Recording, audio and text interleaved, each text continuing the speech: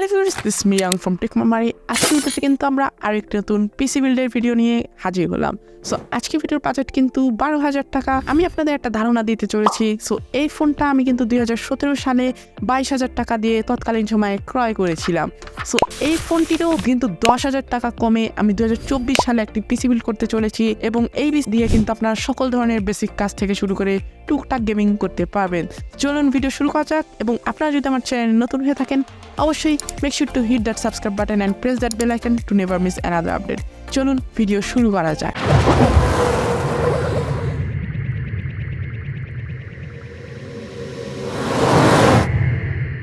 So welcome back after intro. এখন আমি দেখবো আসলে আমি কী কম্পোনেন্ট চুজ করেছি যার ফলে আমি এত কম খরচে এই পিসিটি বিল্ড করতে সক্ষম হলাম। সো সবার প্রথমে আমি মাদারবোর্ড হিসেবে চুজ করে নিয়েছি gigabyte GA881M S1 মাইক্রোটিX motherboard. So এটি কিন্তু একটি চাইনিজ মাদারবোর্ড এবং এটি কিন্তু একটি ইন্টেল সাপোর্ট করা মাদারবোর্ড, যে মাদারবোর্ডটিতে কিন্তু শুধু ইন্টেলের প্রসেসর সাপোর্ট করবে এবং এটির এই মাদারবোর্ডের যে চিপসেট রয়েছে সেটি কিন্তু ইন্টেল H81 স্ট্রাকচারে তৈরি এবং এটি কিন্তু ম্যাক্স শেয়ার মেমোরি সাপোর্ট করে 1 GB পর্যন্ত।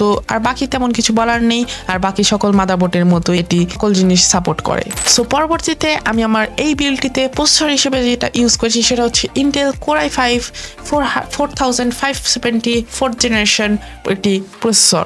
সো এই প্রসেসরটি কিন্তু বেস স্পিড 3.2 GHz এবং আপ টু কিন্তু 3.6 GHz, যেটি এই রেঞ্জে কিন্তু পাওয়া অসম্ভব বললেই চলে, কারণ এটির প্রাইস কিন্তু 2500 টাকা। 2500 টাকা একটা প্রসেসর বর্তমানে পাওয়া যাবে, এটাই কিন্তু আসলে একটি ভাবার বিষয়।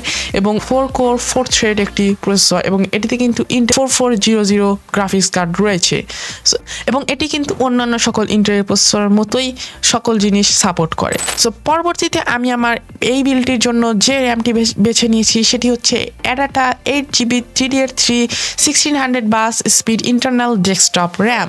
সো এটি কিন্তু একটি 1600 বাসের র্যাম এবং এটি নিয়ে তেমন কিছু আর বলার নেই এবং এটিতে কিন্তু পিন রয়েছে 240টি এবং এটি কিন্তু এর কনফিগারেশন। সো পরবর্তীতে আমি আমার 12K পিসি বিল্ডটিতে কিন্তু SSD বা NVMe SSD হিসেবে ইউজ করেছি নেটাক N535N 128GB M.2 2280 এই SSD।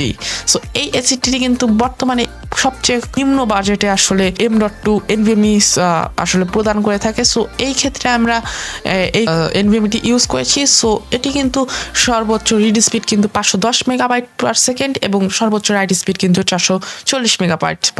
সো পরবর্তীতে আমরা আমাদের এই বিল্ডটিতে শেষ যে জিনিসটি ইউজ করেছি সেটা হচ্ছে কেস এবং পাওয়ার সাপ্লাই দুটি একসাথে ইউজ করেছি। সেটা হচ্ছে রেভেঞ্জার MX 6 মিড টাওয়ার মাইক্রোটিX কেসিং। সো এটি কিন্তু আমাদের কেসিং প্লাস PSU।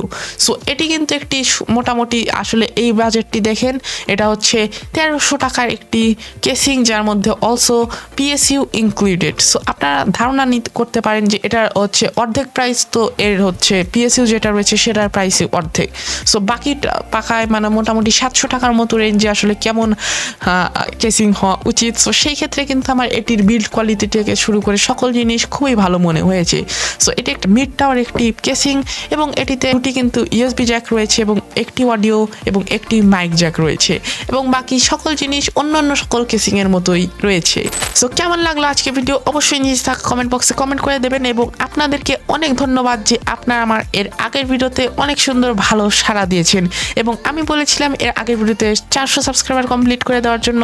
আপনারা আমাকে বর্তমানে আমার চ্যানেল কিন্তু 425-এর মতো সাবস্ক্রাইবার রয়েছে।